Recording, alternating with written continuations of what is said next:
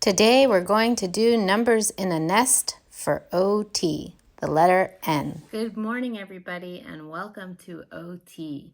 We are in week 5. How do I know that it's week 5? Let's spell our word spring.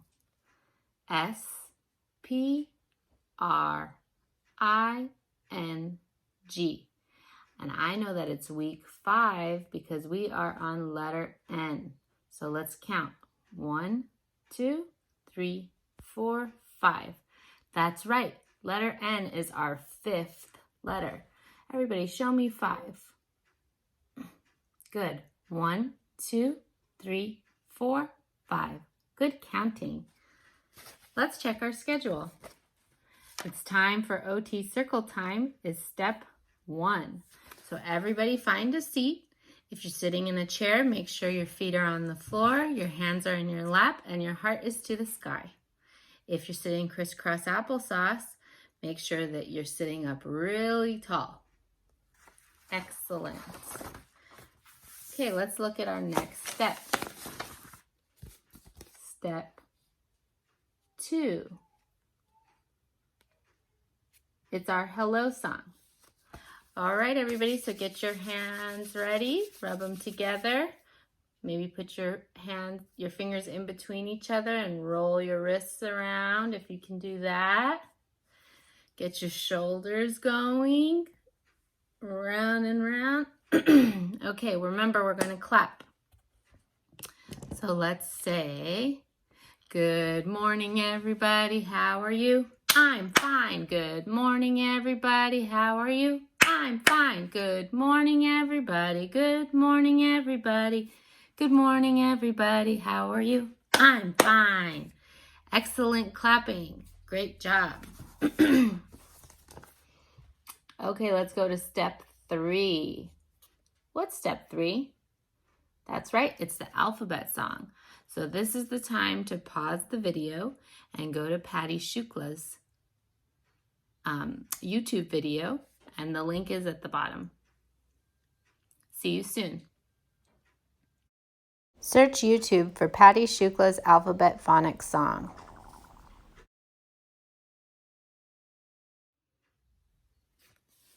Okay, I hope that song was fun for you. So let's look at step. What step are we on? What number is this?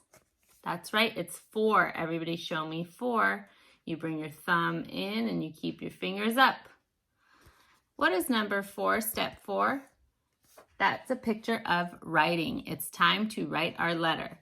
And who remembers what letter we're doing today? That's right, we're doing the letter N. Okay, so let's review the letters we've already done.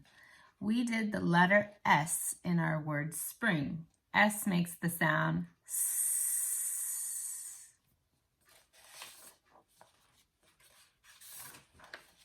We did our letter P in the word spring. P makes the sound P, P, P. We did the letter R in our word spring. R makes the sound R, R, R. Last week we did the letter, what letter is this? I, that's right, in the word spring. I makes the sound eh, eh, eh.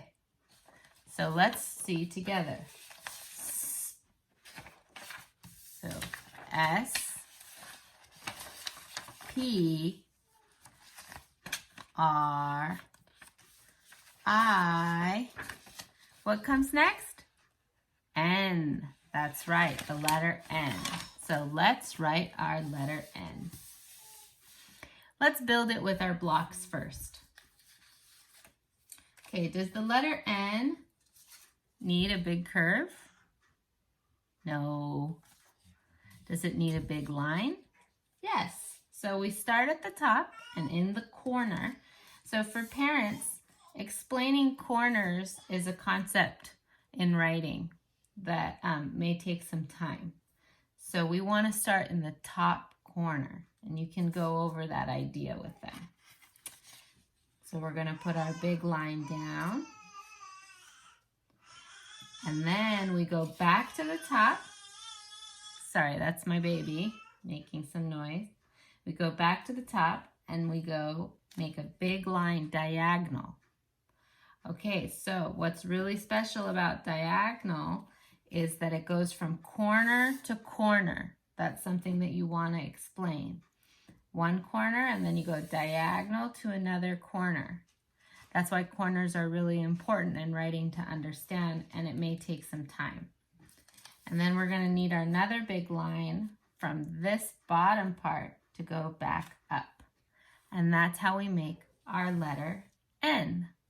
So it's one big line down, jump up, big line diagonal, and then back up. Okay, let's see if we can write it. So go ahead and get your pencil ready. Parents, this is a part where if you feel like they're not getting the corner, you can make a little start dot. And then you can make a dot in the other corner, and then a dot at the top right-hand corner. And this can assist them in understanding which lines go which way. So if you want to start a letter, then you better start at the top, at the top, at the top, top, top. So we're going to put our pencil, marker, whatever you're using at the top left-hand corner. Big line down. Stop. Jump up.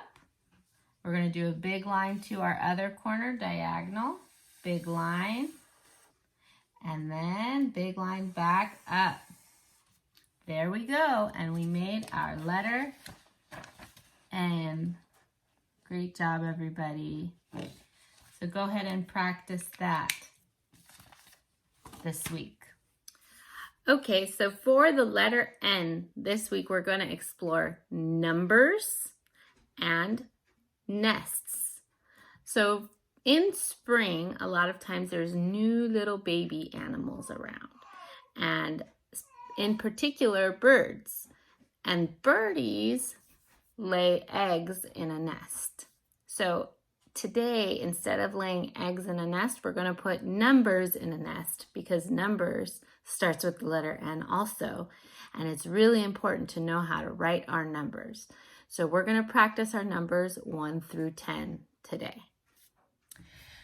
Okay, so the really nice thing about our Handwriting Without Tears blocks is that they can also be used for numbers. So we're going to use our same strips that we made in the beginning of this whole spring session, and we're going to use them to make our numbers.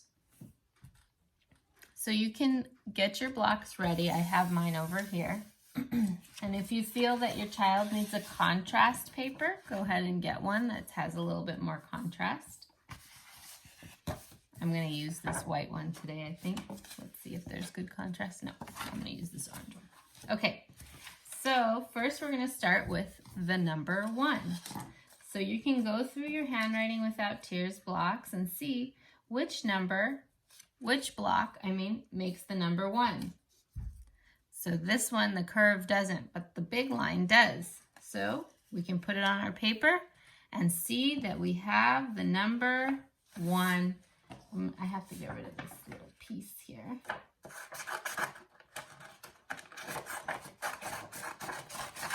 Okay, so we can put it on our paper and see that we made the number 1. It looks just like one big line. Okay, now let's try to make our number 2. So our 2 does a big curve and then a small line. So if I take my big curve and then I put my small line, that approximates the number 2. It's a good way to build it. All right, so now we're going to go to our number 3. 3 is just 2 small curves, one on top of the other. Here's 3. Okay, now let's go to our number 4. We need a small line down, small line across, and then a really big line down. And we made our number.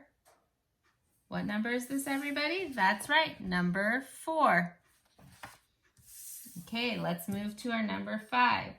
So it's a small line across, small line down, and then a small curve. So we're going to go across, down, and then small curve. Now we made our number 5. If it feels weird, you can also use a big curve or make a medium-sized curve to make it a little bit bigger. And that's our number 5. Okay, 6 is tricky to make. 6, I would use a big curve, and then our curve keeps going in, and we built the number 6 with a small curve. We finished. So we do big curve, and then small curve continues to go in. And now we made our number 6. Okay, moving on to number 7. So we need a small line across, and then again, here's our diagonals. Big line diagonal to make our number 7. Okay, now we're going to do our number 8. We can do our 2 small curves on the top. That makes a circle. And then our 2 small curves on the bottom makes another circle. And now we have our number 8. Moving to our number 9. We need our small circles. So we're going to take 2 small curves, put them together, make our circle. And then 1 big line down. That makes our number 9. Great job. Last one. We're on our number 10. So we start with our number 1, which is a big line. And then we use our 2 big curves to make the number 10. Excellent. Okay, so now that we've built all our numbers with our Handwriting Without Tears blocks, we can start to write our numbers. So this will practice our writing. If you feel that you need your child to have dotted lines, go ahead, just like last week, make dotted lines for them to help them trace the numbers. So everybody's going to write number 1, number 2, and we're going to go all the way to 10. And you can use the same lingo as the Handwriting Without Tears. So number 3 is 2 small curves. 1 small curve, 2 small curves. Number 4 is small line down, small line across, and then jump up, big line down. That's number 4. Now number 5, small line across, small line down, and then a small curve. Number 5, good job everybody. Number 6, we do a big curve, and then a small curve in. Excellent. Number 7, small line across, and then big line diagonal. So remember how last week on our butterflies, we were practicing lines down and lines across. We have to learn directionality. Now we can see how it relates to numbers. Okay, so what comes next? Let's count. 1, 2, 3, 4, 5, 6, 7. Next number is 8. Good job. 8. We have 1 small circle and then another small circle. So you can also explain that as 1 small curve, another small curve, then 1 big curve, and then another big curve. Good. Let's do our 9. So we make a small curve and we turn it into a circle, and then we do a big line down. Good job. Now let's do our 10. Big line down, and then a big circle or 2 big curves makes 10. Okay, so here are all our numbers. 1, 2, 3, 4, 5, 6, 7, 8, 9, 10. our next job is to cut these all out. So parents, what you can do is use a thick marker of another color and make lines to start cutting. So as you can see with this paper, it's thicker. I'm using thick paper because I want to have, like we said in past videos, more input against the scissors. So it gives it a little harder resistance so that when when your child's cutting, they get more feedback in the joints of their hands. So this paper is thicker. You can use a thin paper if you feel that your child is a skilled cutter. Again, thumb stays up when you're holding your scissors, pointer is out, and then middle finger's in the lower loop. So keep your thumb up when you're cutting. Get on the line, and we can use our chant. Alligator, alligator, chomp, chomp, chomp. Alligator, alligator, chomp, chomp, chomp. Alligator, alligator, chomp, chomp, chomp. Alligator, alligator, chomp, chomp, chomp. So this cutting project should be a little bit easier than most because we don't have any curves. We're just doing lines. So if your child is still at line cutting, that's totally fine. The next stage of cutting would be small curves. So I'm going to do the lines in between the numbers so that way they can know where to cut. And this is really good practice. And again, thumb up, pointer out, middle finger and lower loop, and start to cut. Okay, so as you can see, I'm holding the paper with one hand and cutting with another hand. In OT, this is bilateral hand use, but both of them are doing different things. One is stable and the other is dynamic or moving. So this can be a really hard task for some students that are still figuring out how to use both hands differently, but together. So cutting can be a challenging task for a lot of our friends and really just requires practice. A good way to help your child is help stabilize this side of the paper so they can focus more on this hand that they're cutting with. And then over time, start to take your hand away as they become better at stabilizing and as they perfected this side, their right hand or their left hand, depending on what kind of cutter they are or what dominant hand they have. As that dominant hand begins to be better at being dynamically moving or cutting the scissors open and close.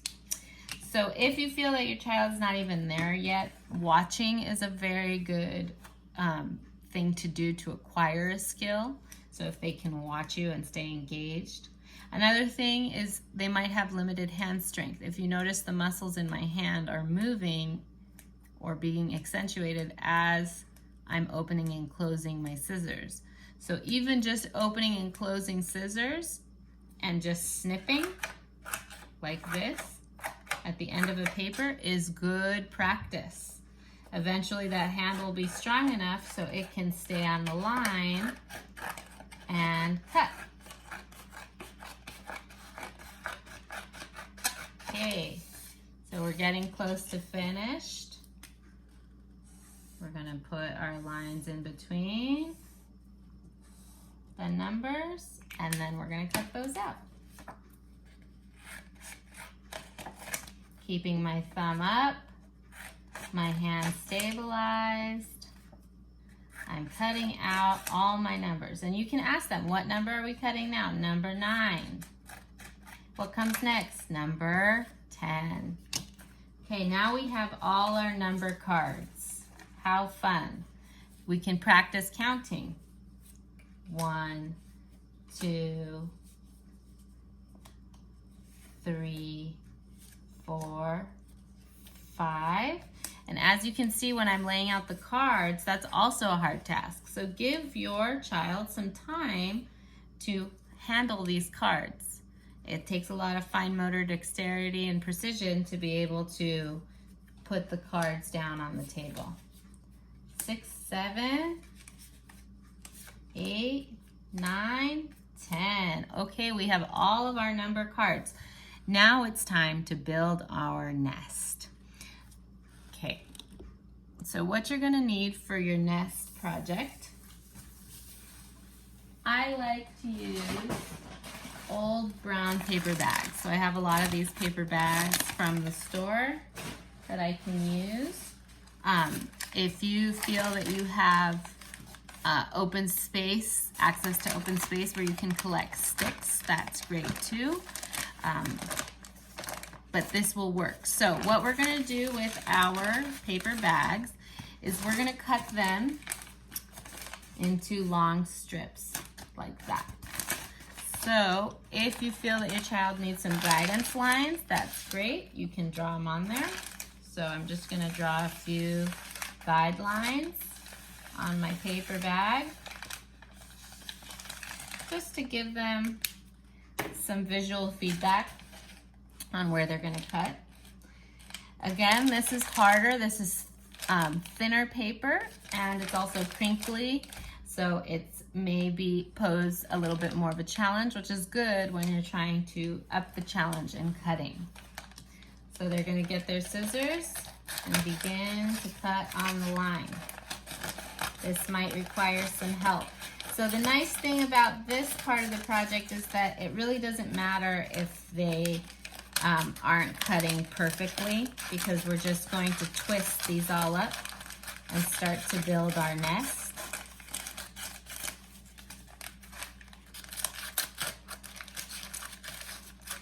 So you can talk to your child here, tell them a story about how birds build nests with sticks outside, and then they put the eggs inside the nest. Next step of our project, once we have these strips, is to twist. So twisting is a really hard task. See how I'm doing two opposite motions with my hand? One hand is twisting one way and one hand is twisting the other. So this is again relates to writing, because I'm doing two different actions with my hands in two opposite directions. And that helps us gain more control over our fine motor or our small muscles of our hands. Okay, so here we've twisted. So this kind of looks like a stick. This is what we're gonna make our nest out of. So let's continue on and do more strips just like that. So if you feel you wanna cut these in half, you can. And begin to twist, twist, twist, twist. You can make up songs like, I'm twisting up my paper, I'm twisting up my paper to make some sticks, to make some sticks. We're gonna make a nest, we're gonna make a nest, just like this, just like this. So that's a song you can use. We'll do it again. We're twisting up some paper, we're twisting up some paper to make a nest, to make a nest. We're twisting, twisting, twisting, we're twisting, twisting, twisting, just like this, just like this. So if you notice, my two songs are different, and that's called improvising.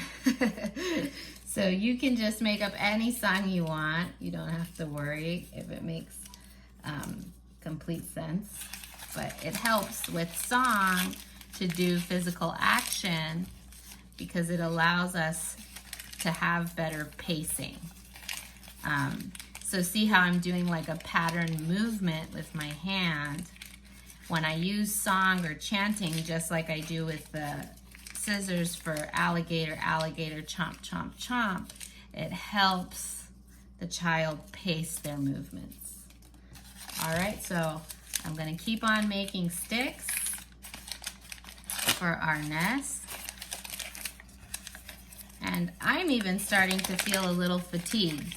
So if you do this project with your child, notice how your muscles might start to feel like they're puttering out. Like, ooh, I feel a little tired in my hands, or I feel a little tired in my arms. And imagine how they feel when they're still learning how to gain control over their hands. So I'm getting a contrast paper and I'm gonna start to build my nest.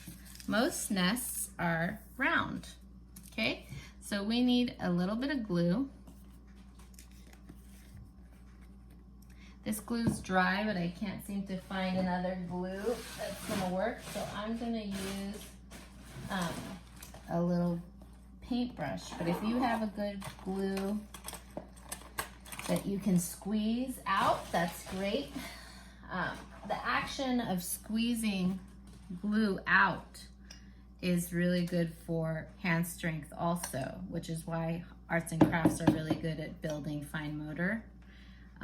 Again, your child might need to practice a lot of different hand strength building activities in order to write better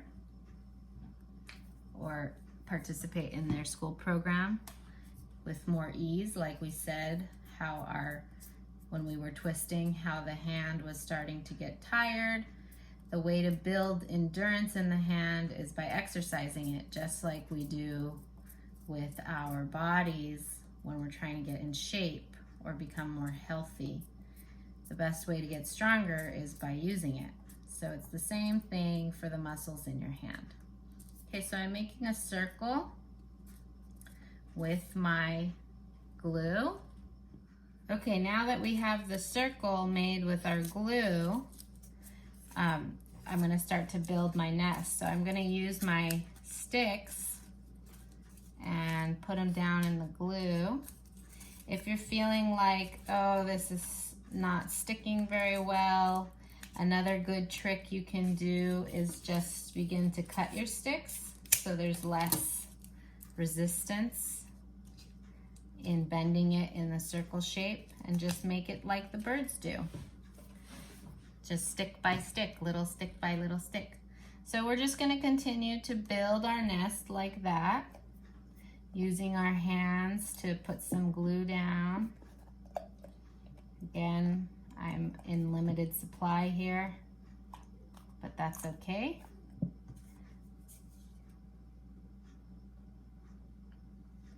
And I'm gonna layer some glue on top of my other stick, so there's something to stick on. And I'm gonna continue to make my nest. So just keep building like that.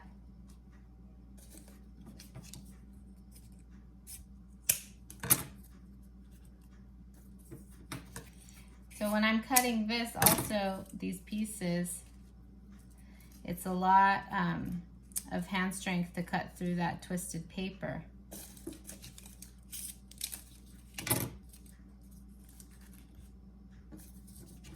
So again, you have to help your child maybe really get through that resistance on a thicker piece of paper. On these twisted ones.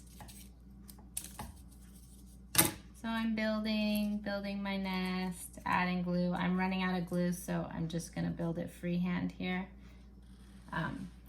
And then you can make it as high as you want or as low as you want. Once you feel that your nest is ready, you can start putting your numbers in your nest.